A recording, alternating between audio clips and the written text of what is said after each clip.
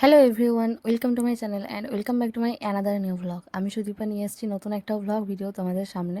তো যেদিনকার ভ্লগটা শেয়ার করছি সেদিনটা ছিল 8 ডিসেম্বর 2024।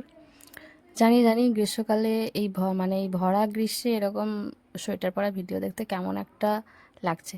যাই হোক, কিছু করার নেই, ওটা একটু অ্যাডজাস্ট করে তোমরা মানিয়ে নাও। আমি অনেক দিন পর ভিডিওগুলো ফাইনালি আপলোড করছি আর কি, তাই। যাই হোক, তো শীতকালের সকাল ঘুম এমনিতেই ছাড়ে না, আর অনেক সকাল নয়, তবে যাই হোক মোটামুটি সকাল সকাল উঠেছিলাম। তবে ঘুম তখনও চোখ থেকে ছেড়ে চলে যায়নি, যার জন্য এরকম অবস্থা, চোখ মুখ ঘুম ঘুম। আর কেমন একটা রুগ্ন উস্কো খুস্কো শীতকালে তো লাগেই। আর আমি নিজের যত্ন তো করি না কোনো কালেই, তাই জন্য এরকম দশা। তো সকালে উঠে ফ্রেশ ট্রেশ হয়ে এখানে রান্নাঘরে এসে দেখছি মা শশা, মূলো এই সমস্ত কিছু ঘষ ঘষে নিচ্ছে। এগুলো দিয়ে মুড়ি খাওয়া হবে, খেতে একটা আলাদাই মজা লাগে ভাই। আর শীতকালে প্রচুর সবজি যেহেতু থাকে, তো সেই সমস্ত কিছু দিয়ে খাওয়া দাওয়া একদম জম্পেশ হয়। আজকে স্পেশাল রান্না বান্না হবে, খুব বেশি কিছু করার নেই, যেটুকু হবে সেটুকু আমিই করব। যাই হোক, তো বেশ ভালো একটা ব্যাপার, এগুলো দিয়ে প্রথমে মুড়ি খাওয়া হবে। এর সাথে পেঁয়াজ লঙ্কা তেল নুন দেওয়া হবে, খেতে ভীষণ ভালো, ভীষণ টেস্টি লাগে। সিরিয়াসলি বলছি, ব্যাপক লাগে, ব্যাপকই লাগে। তো এরই মাঝে মায়ের সঙ্গে একটু গসিপ করছিলাম, সেই নিয়ে আর কি হাসাহাসি হচ্ছিল। তো সেই দিনটাতে স্পেশাল বলতে গেলে চিকেন হবে। এই তো বাপি যাচ্ছে চিকেন আনতে। আর তার আগে মাকে একবার জিজ্ঞেস করে নিল কত কি আনবো না আনবো। কারণটা হচ্ছে কয়েকদিন আগেই আমাদের নবান গিয়েছে। তো আমাদের বাঙালি বাড়িতে নবানের দিন মাংস হয় না, কিন্তু নবানের পরের দিন পান্তা নবানের দিন মাংস করা হয়। কিন্তু যেহেতু পান্তা নবানের পরের দিন একটা দাদার বিয়ে ছিল, পান্তা নবানের দিন দাদার বিয়ে ছিল, সেদিন আমাদের নেমন্তন্ন ছিল। আর তার পরের দিন দাদার বৌভাত ছিল। সেই ভিডিও আমি অনেক দিন আগেই আপলোড করে দিয়েছি, একটা ভালো দাদার বিয়ে বলে। যাই হোক, তো সেই কারণে আমাদের খাওয়া হয়নি, তো সেটা ডিউ থেকে গিয়েছে। তার কারণে বাপি বলল যে আজকে এনে দিই, তোরা খেয়ে নে।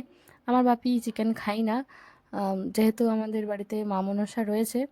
তো সেই কারণে বাপি মুরগির ডিম বা মুরগি এইসব কোনো কিছুই খাই না, আমরা খাই। যাই হোক, এরকম কিছু বারণ নেই, তবে বাপি খাই না। আর যাই হোক, সেই জন্য বাপি খাবে না, আমরা খাবো। আম, আর এদিকে মা আগের দিনের ওই যে মাছ রান্না ছিল, আগের দিনের বলতে ওই নবান থেকেই মাছের টকটা তো অনেক দিন থেকে যায়, তো সেই কারণে ওটাই গরম করে নিল। আর এইদিকে এই যে চিকেন চলে এসেছে।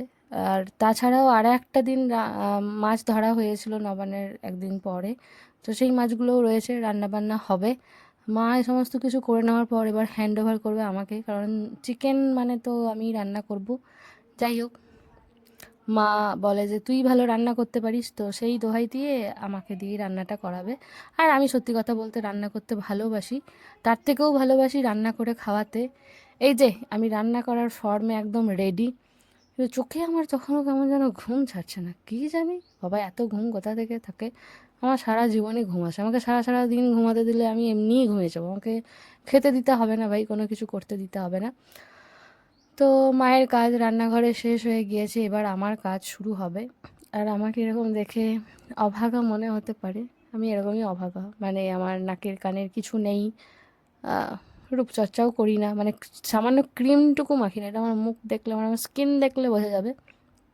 যাই হোক, ওসব কথা বাদ দাও, চলো এবার রান্না শুরু করি। এই তো পেঁয়াজ কেটে রাখা রয়েছে। আমি পেঁয়াজ বাটার বদলে পেঁয়াজটাকে কুচি কুচি করে দিতে ভালোবাসি, সেটাতে আমার মনে হয় ভালো হয়।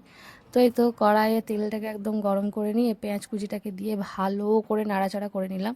অনেকেই প্রথমে চিনি দেয় কালারটা ভালো আসার জন্য, পাঁচ ফোড়নও দেয়, কিন্তু আমি দিই না। আমার চিনি তো কোনো রান্নাতে দিতে ভালো লাগে না, আমি কোনো রান্নাতেই চিনি দিই না। হ্যাঁ, আমি ঘটি বাঙাল নই, কিন্তু তাও আমার চিনি দিয়ে রান্না খেতে একদম ভালো লাগে না, ওই মিষ্টি মিষ্টি। দেখ, তেল একটু কম মনে হচ্ছিলো, তার একটু তেল দিয়ে দিলাম, তারপরে টমেটোটা দিয়ে, তারপর আদা রসুন বাটাটা দিয়ে ভালো করে নেড়ে নেব।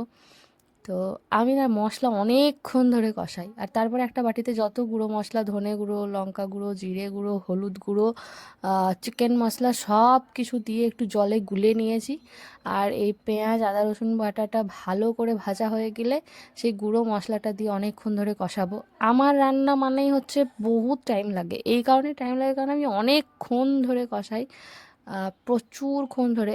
এখন তো মশলাটা কষাবো অনেকক্ষণ ধরে, তারপর চিকেন দেওয়ার পর আমি আধা ঘন্টা ধরে কষাবো। মা আমাকে বলে, তোকে রান্না করতে দিয়ে আমার সমস্ত কাজ হয়ে যায়, কিন্তু তোর রান্না করে শেষ হয় না। কারণটা হচ্ছে এটাই যে আমি বহুক্ষণ ধরে কষাই। আমার মনে হয় যত কষাবো তত রান্নাটা ভালো হবে। আর ওইদিকে আলুগুলো ভেজে রাখা রয়েছে। মাংসর ঝোলে আলু না দিলে কেমন যেন একটি লাগে। আমি তো গোটা রসুন, গোটা পেঁয়াজ ওগুলোও মাঝে মধ্যে দিই, ভীষণ ভালো লাগে খেতে। তো মাংসটাকে বেশ কিছুক্ষণ কষানোর পর এবার আলুটাকে দিয়ে দিলাম। আলুটাকে দিয়ে কষিয়ে ওপরে লবণ দিয়ে আবার ভালো করে মানে নাড়াচাড়া করে নিয়ে এই তো ঢাকা দিয়ে রেখেছিলাম। ঢাকা খুলেই যে দেখো কি সুন্দরই না লাগছে দেখতে।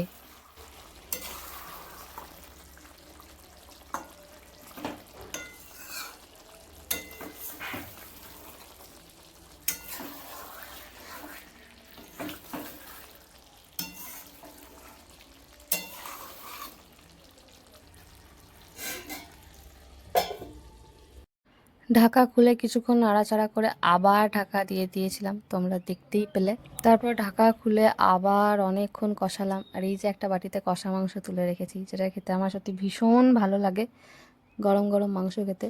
আর প্রায় আধা ঘন্টা কষানোর পরে, ঢাকা দিয়ে দিয়ে কষানোর পরে এবার ফাইনালি জল দিলাম। আমি জল দিয়ে খুব বেশিক্ষণ রাখি না, হার্ডলি 5 থেকে 7 মিনিট রাখি। ওটা ভালো করে মোটামুটি ফুটে গেলেই ব্যাস আমার চিকেন রান্না রেডি। আর তারপর ওপর থেকে চেরা কাঁচা লঙ্কা আর নামানোর আগে ধনে পাতা দিয়ে দিলাম।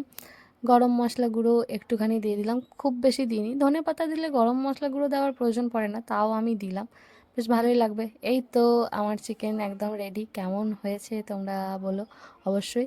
আর তারপরে আমি স্নান করে রেডি হয়ে গিয়েছি। আমি যখনই রান্না করি না কেন, রান্না করার আগে স্নান করি না, কারণ রান্না করার পর স্নান না করলে আমার কেমন জানি একটা লাগে। এমনিতে তো ঘামে ভিজে যাই, সে শীতকাল হোক কি গ্রীষ্মকাল, আর ওই তেল চিটচিটে ব্যাপারগুলো থাকে। তাই আমি রান্না করে স্নান করে এবার রেডি হয়ে গিয়েছি খাওয়ার জন্য। তার আগে একটি কাজ আছে, স্যালাড বানাতে হবে। চলো রান্নাঘরে যাই। শীতকালে তো অনেক কিছুই থাকে, তবে শশা পাওয়াটা আগে দুষ্কর হলেও এখন কিন্তু দুষ্কর নয়। এই যে ধনেপাতা, তারপর হচ্ছে গিয়ে লঙ্কা, টমেটো, সরি হ্যাঁ টমেটোও দেওয়া হয়, তবে তখন দেওয়া হয়নি। গাজর, শশা, পেঁয়াজ, ধনেপাতা এগুলো দিয়ে একটি স্যালাড বানানো হয়েছে। আর ওপর থেকে লেবুর রসটা দেওয়া হবে, কি ভীষণ ভালো লাগে খেতে। তারপরেই তো মা থালে ভাত বেড়ে দিচ্ছে। কিছুই না, সেদিন খুব সাধারণ খাবার হয়েছিল, আলু সেদ্ধ আর ওই যে মাছের টক ছিল, আর চুনো মাছ ভাজা ছিল, স্যালাড আর চিকেনের ঝোল, সেই তো ছিল। তবে বাপি তো খাই না, তাই বাপি মাছ দিয়েই খেয়েছিল। মাছ না থাকলে হয়তো অন্য কিছুর ব্যবস্থা করা হতো বাপির জন্য। বাপির ওরকম কোনো ব্যাপার নেই, মোটামুটি খাওয়ার মতো একটি কিছু খাবার পেলেই হলো। আমার বাবার অত কিছু বায়না নেই যে এই লাগবে ওই লাগবে, এই খাবো না ওই খাবো না, এরকম কোনো নেই, আমারও নেই। তবে মাকে বলি একটা রান্না করতে, সেটাই যেন খুব ভালোভাবে হয়। যাই হোক, চলো আমরা এবার খাই। আম, রান্নাটা তো বেশ রসিয়ে কষিয়ে করেছি, এবার খাওয়ার পালা। খেয়ে দিয়ে দেখি কেমন লাগছে। তবে আমার কাছে কিন্তু আমিই বেস্ট রাঁধুনি। আমি নিজের রান্না খেতে এত ভালোবাসি যে আমার অন্য যে কারোর রান্না খুব সহজে একটা মুখে রোচে না, এরকম টাইপের একটা ব্যাপার। আর যারা আমার রান্না খেয়েছে তারাও সবাই বলে যে আমি নাকি রান্নাটা বেশ ভালোই করি। তো এই ছিল সেদিনকার মেনু, আর এই ছিল সেদিনকার ভিডিও। চলো আজ এই পর্যন্তই থাক, দেখা হবে আবার অন্য কোনো একটা ভিডিওতে। তোমরা অবশ্যই জানিও যে ভিডিওটা কেমন লেগেছে, আর ভালো লাগলে অবশ্যই লাইক কমেন্ট শেয়ার সাবস্ক্রাইব করে দিও। টাটা, রাধে রাধে।